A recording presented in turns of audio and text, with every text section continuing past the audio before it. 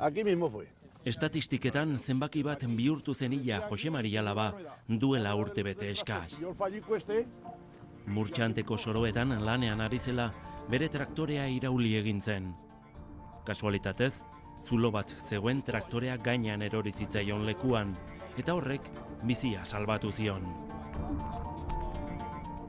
Zortea izan zuen, izan ere, estatistikek diote traktorea dela proportzioan 1000 istripuko hildako gehien eragiten dituen ibilgailua. Beste estatistika batzuen arabera, iraulketen erdiak baino gehiagok heriotza du ondorioa. la vida es así. Ongi ezagutzen ditu datu horiek Carmelo Pérez de la Raiak.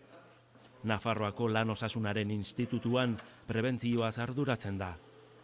Behar bada horregatik, berak izan zuen ideia.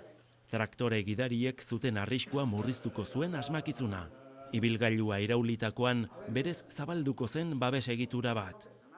Pensé y dije, va, y un arco. Pentsatu nuen, eta zergatik ez zabaltzen den arku bat, gorantz doan neurrian alboetara ere irekitzen dena. Y bueno, me puse a dibujar en la... Bulegoan bertan marrazten hasi eta hala irten zen. Y al día siguiente... Hurrengo egunean, hodiak erosi nituen. Okertu zizkidaten eta gaur Ignaziori ekarri diodan eredua prestatu nuen. Que le he traído a enseñar a Ignacio. Nafarroako Unibertsitateak tuteran duen kampusa. Ignacio Arana landa ingeniaritzako ikertzailea da. Berak eman dio Carmeloren ideiari forma, eta batez ere funtzionatu dezan modua aurkitu du. Hau da emaitza, zabaltzen den segurtasun arkua. Segurtasun arkuak baziren aspalditik, baina traktorzaleek gehienetan tolestua izaten dute kapotaren gainean, garajera sartzeko edo arbolen artean ibiltzeko traba egiten duelako. Tolestu bai, baina gero ez dute zutitzen eta iraulketa bat gertatuzkero alferrik da gordetako arkua. Bestalde, gaur egun dabiltzan traktore askok, Jose Marirenak kasu, ez dute inolako segurtasun gailurik. Beraz, beti prest eta eraginkor izango den sistema behartzen. Este que tenemos aquí atrás es nuestra solución a este problema. Hauxe da, arazoarentzako guk pentsatu dugun irtenbidea. Beheko posizioan dagoenean, hemen jartzen dugunean, altuera hau izango du. Eta traktore gidariak, korta, garaje edo mahastian, erraz asko sartu ahal izango du. En un establo o en una viña, en parrada, esa posición tiene que pasar a una... Gero, zabaltzen denean, igo egingo da osorik. Eta berez egingo du, iraultzeko arriskua dagoenean eta orduan bakarrik. Vuelco inminente y nunca que no la haya. Egitura garatzeko bidean hainbat erronkari aurre egin behar izan dio taldeak. Lehena, nola eta zenbat denboran zabalduko zen. Traktore baten benetako iraulketak 750 eta 1150 milisegundoko tartea irauten du. Beraz, egiturak 7,5 dezima baino gutxiagoan zabaldu behar zuen.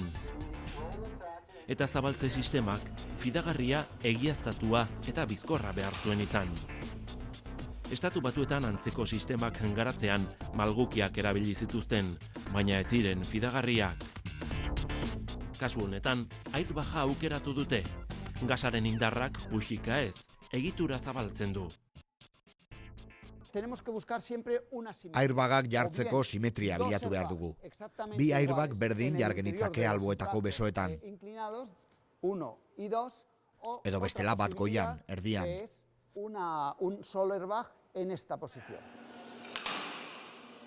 Kontua da indarra alde guztietara egin behar duela. Erabili ditugun airbagak erakutsiko dizkizuet. Sistemaren alderik garrantzitsuena. 3 ditugu hemen. Hau Ford Kuga batena da. Erabilita dago. Horrelako 2 jarri genituen. Egituraren alde banatan eta eragin egin genien. Bistan da, tamaina horretako 2 airbagek indar gehitxo egiten dutela egitura zabaltzeko. Proba ezberdinak egin dituzte airbagen tamaina egokia zein izan daitekeen erabakitzeko. Eta azkenean, tamaina txikikoak aukeratu dituzte. Txiki batekin, 300 milisegundotan zabaltzen da egitura, eta birekin 100 milisegundotan. Nahikoa iraulketa baino lehen egitura prest izateko. Behin zabalduta, nola funtzionatzen du egiturak? Forma, neurria eta bestelako ezaugarriak sail honetan zehaztu dituzte, ordenagailu bidez. Entonces, para ello utilizamos un programa que está... Horretarako unibertsitatean bertan garatu dugun programa bat erabiltzen dugu. Traktorearen datuak sartu eta hau aldatuko dugu. Este de aquí, que es la altura de... Babes egituraren altuerarena, eta hau, zabalerarena. Que es esa anchura de la estructura. Neurriekin jokatu dute funtzionatzen duen egiturarik konpaktuena lortu arte. Softwareak erakusten du traktoreak jatorriz dakarren arkuaren neurriekin ibilgailuak ez duela biratzen iraulizkero. Pero sin embargo, si le bajamos... Baina altuera 10 zentimetro jaitsita, entsegu egin eta ikusten dugu biratu egingo lukeela. El tractor ya rodaría. Guk 1,4 metro zabaleko egitura egin dugu, eta zabalera horrekin altuera 2 metrora jaitsita ere ez du biratuko. Orduan, horrekin jokatu dugu, altuera eta zabalera aldatuz, eta horrela, arkuaren altuera 16 zentimetrotan jaitsi dugu.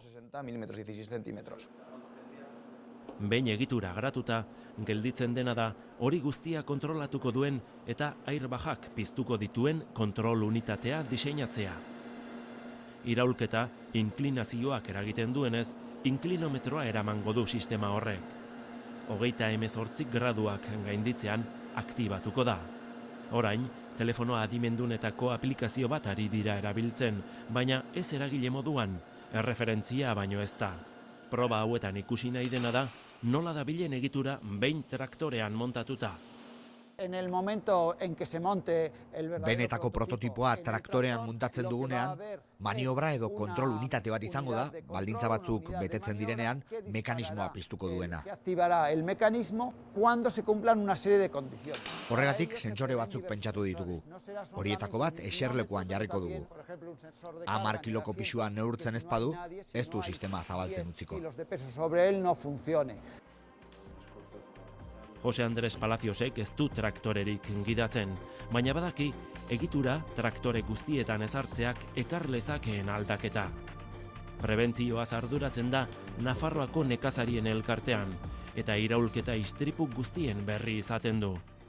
Si pensamos en el número... Pentsa zenbat traktore dabilen kabinarik edo segurtasun egiturarik gabe, eta zenbat jende hiltzen den horregatik. Zenbateko dramatikoa, dabiltzan auto eta kamioi kopuruarekin konparatuta. Egitura honek bizitza asko salba ditzake. Sektore hau seguruagoa egingo du, eta garrantzitsuena ahalbidetuko du, lanera joan eta etxera itzultzea. Y volver a casa, ¿no?